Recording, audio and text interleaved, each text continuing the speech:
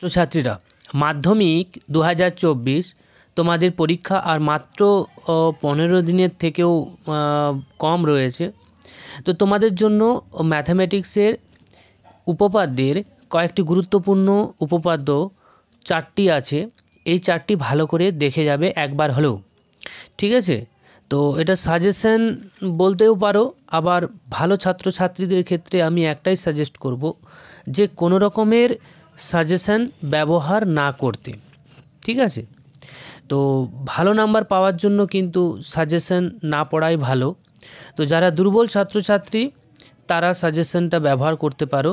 তো যাই হোক, তোমাদের একটাই বলবো যে সমস্ত ছাত্রছাত্রীদের যে এই 4টি উপপাদ্য তোমাদের কিন্তু ভালো করে একবার দেখে যেতে হবে, কারণ এই 4টি থেকে তোমাদের মাধ্যমিকে আসার প্রবণতা অনেকটাই বেশি। একটা কমন পেয়ে যাবে, একটা উপপাদ্য তোমাদের করতে হয়, সেই একটা কমন কিন্তু এই 4টার মধ্য থেকে পেয়ে যাবে, ঠিক আছে? তো এখানে প্রথমে যে উপপাদ্যটি রয়েছে পিথাগোরাসের উপপাদ্য, এটা খুবই ইম্পর্টেন্ট, ঠিক আছে?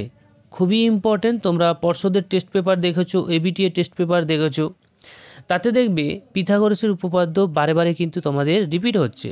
তাই পিথাগোরাসের উপপাদ্যটি দেখবে এবং তার সাথে সাথে পিথাগোরাসের বিপরীত উপপাদ্য একই রকমই, তাই পাশাপাশি দুটোকেই দেখে রাখবে।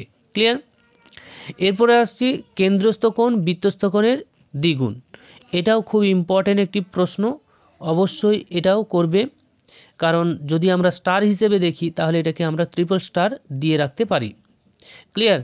তারপর শেষের যে প্রশ্নটি রয়েছে, কোনো সমকোণী যে ত্রিভুজের সমকোণ বিন্দু থেকে অতিভুজের ওপর লম্ব অঙ্কন করলে এই লম্বের উভয় পার্শ্বস্থিত ত্রিভুজদ্বয় সাদৃশ্য এবং এই ত্রিভুজের প্রত্যেকে মূল ত্রিভুজের সঙ্গে সাদৃশ্য।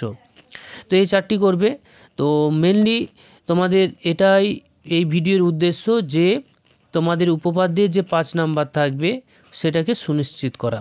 তাই তোমাদের বলবো এই 4টি উপপাদ্য তোমরা ভালো করে দেখে যাবে।